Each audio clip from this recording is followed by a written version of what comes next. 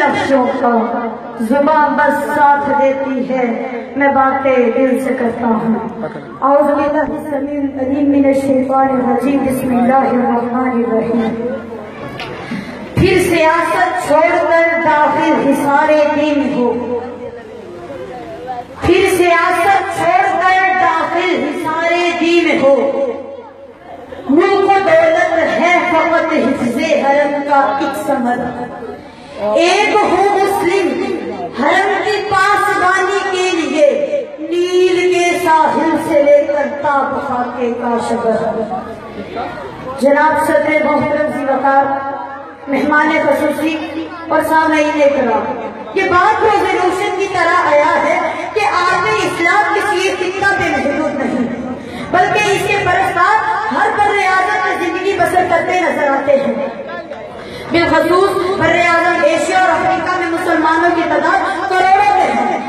اور کم و بیش 55 ملکوں پر مسلمانوں کی آزاد اور خود مختار حکومتیں ہیں، جس میں توحید و رسالت کے پرستاروں کی تعداد 1.5 ارب نفوس سے بھی زائد ہے۔ گویا سورہ ارض کا ہر چھٹا آدمی دین اسلام کا پیروکار ہے، مگر مقام سب افسوس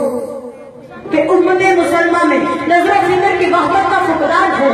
مرکزیت کی شدید کمی ہے، ہم آخری اور یکجہتی کو نہ ہونے کے برابر ہے، ہر ملک ذاتی اور علاقائی مفاد کا اسیر ہوتے ہیں، رنگ نسل اور معاشرت خودکار دیے گئے ہیں، جس کی وجہ سے مسلمان سوال اور انتقاد کا شکار ہوتے ہیں۔ اقبال نے مسلمانوں کی زندہ پرستی کو دیکھا تو تاریخ کے والا کو ڈالا، اقبال نے سفید کی بدحالی کو اپنی آنکھ سے دیکھا تو قبر کو دیکھا، تو قبر کی جگہ مذہب کو گھوڑے کا حکومت بنا دیکھا، تو پھر کرناٹک کو دیکھا، کرناٹک کو دیکھا تو طلب کر کہا، کرناٹک بھی دیکھا میری آنکھ سے لیکن تسکین مسافر کا سفر میں نہ حضر میں، کرناٹک بھی دیکھا میری آنکھ میں لیکن تسکین مسافر کا سفر میں نہ حضر میں، دیکھا بھی دکھایا بھی سنایا بھی سنا بھی، دیکھا بھی دکھایا بھی سنایا بھی سنا بھی، ہے دل کی تسلی نہ نظر میں نہ خبر میں۔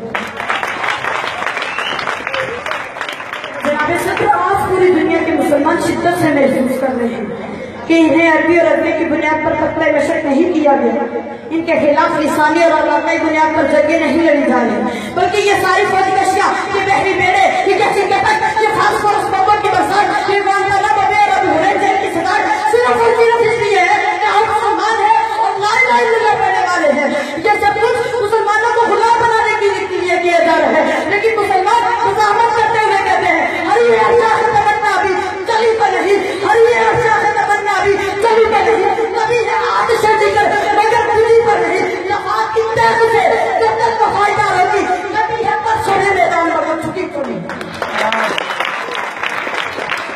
جناب صدر، تاریخ ہمیں بتاتی ہے کہ جب بھی مسلمان مجید ہوئے، انہوں نے اپنے سے کئی گنا بڑے دشمن کو شکست فاش دی ہے۔ اگر ہم غزوہ بدر کو دیکھیں تو غزوہ بدر میں 313 نے 1000 کو، غزوہ خندق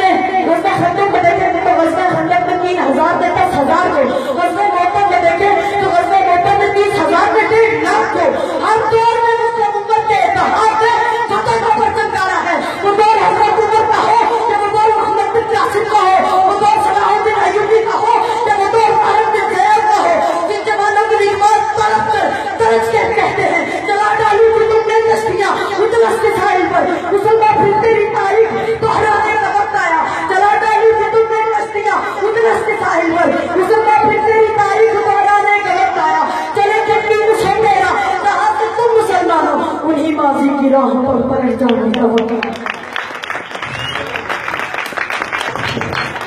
جناب صدر،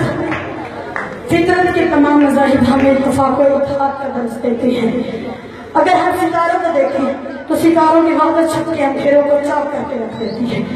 اگر ہم سنگریزوں کی وحدت کو دیکھیں تو سنگریزوں کی وحدت سے پیسہ چلا دیتے ہیں۔ قطرے سے دریا، ذرے سے صحرا اور کرن سے سورج کی تعبیر